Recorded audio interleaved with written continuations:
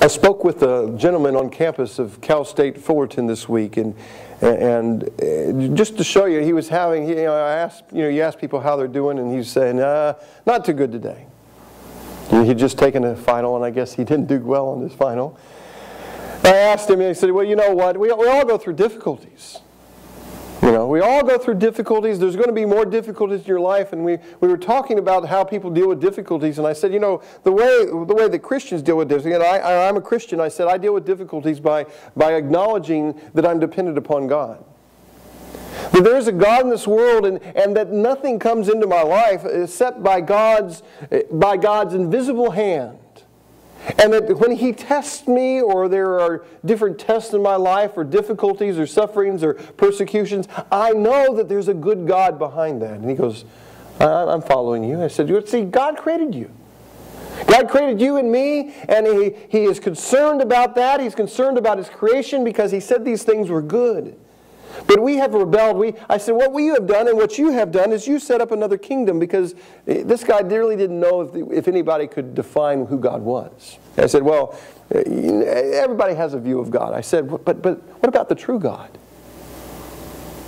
I said, you could say, yeah, okay, this group has a view of God, and this group has a view of God, and this group has a view of God. But what about the true God? And I said, I believe the true God is solely and completely described and illustrated and revealed in the Bible itself. He said, well, how do you make that determination? Because I told him that one of the preconditions for understanding anything about God is to believe that the revelation of God is true. And one of the things you believe about the revelation of God, and one of the things you believe about it is that it is without error, it is infallible, it is good, and it reveals something to us about the reality of the world we live in. I said, most people have to borrow from Christianity in order to live in God's world. I believe only Christianity is the most consistent form of theism that is out there. It is the only consistent idea that is out there that explains the world as it is. And I said I would challenge anybody to look at Christianity, because I said that I believe only Christianity, not Buddhism, not Islam, not Judaism, no other religion explains how not only one is right with God, but how the world works.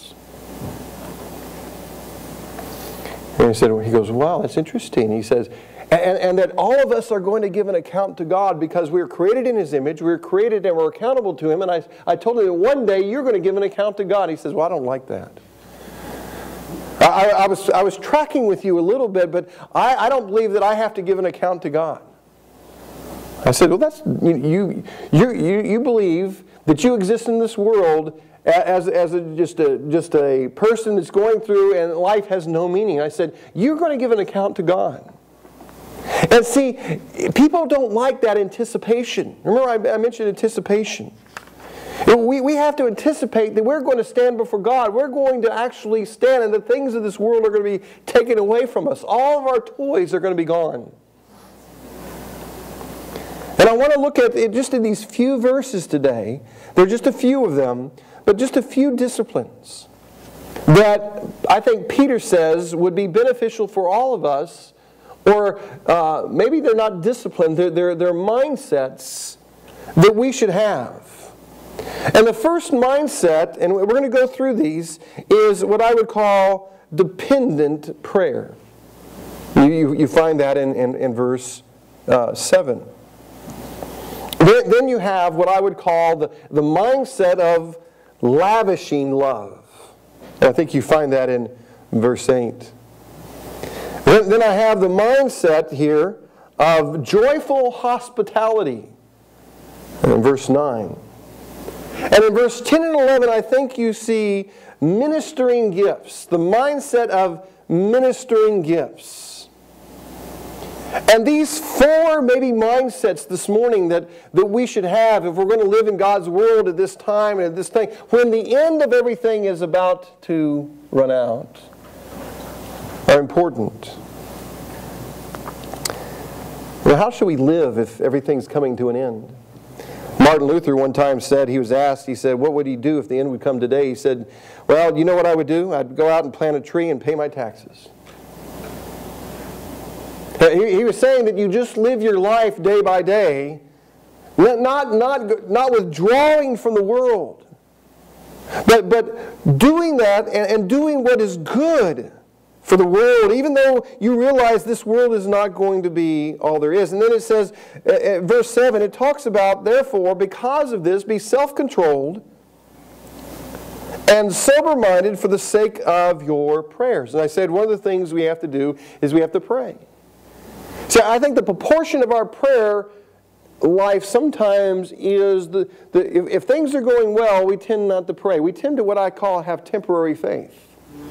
When things are difficult, and I remember Larry's fond of saying that the church always tends to grow. I'm fond of this too. Church tends to grow in times of persecution, doesn't it?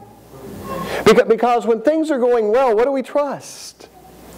We don't become dependent people. And I think that prayer is one of those activities in our life that require dependence. Now, you can go to a Bible study and not believe in God and sit through it and learn facts. You can do a lot of things in this world, go to work and everything, and feel like you're independent. And, as Americans, we celebrate our independence.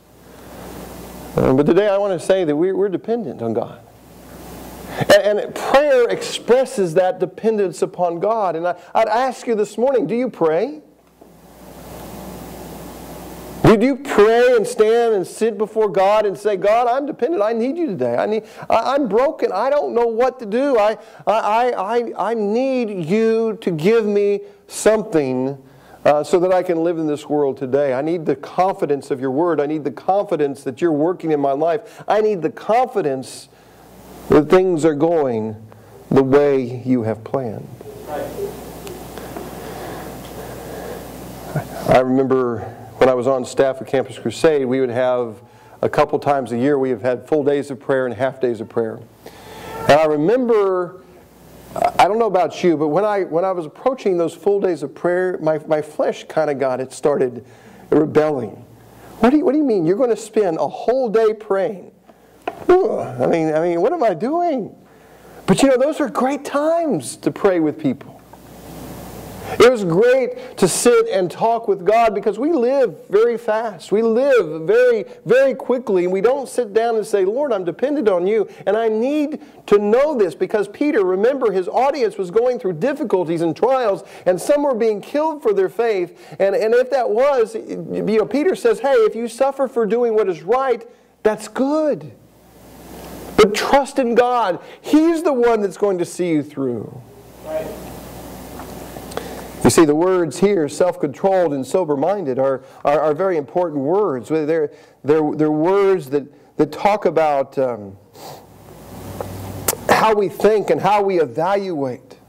See, if we're self-controlled, we're measuring things correctly. We're not out of control. We're not going from one thing to another thing to another thing to another thing. Remember, James talks about that an unstable man is, or a double-minded man is unstable in all of his ways. Amen. You see, a sober-minded man, and I believe, is single-minded. He's single-minded. He knows the purpose God saved him for. He knows where his joy is. It's not in the things of this world. It's not in the things that he has in his home. It is not ultimately in his friendships or family. It's ultimately in his Lord. Things can be stripped away, and as Job said one time, the Lord gives. We sang about it this morning. The Lord gives, the Lord takes away. Blessed be the name of the Lord. I don't know if all of us could say that. Could you?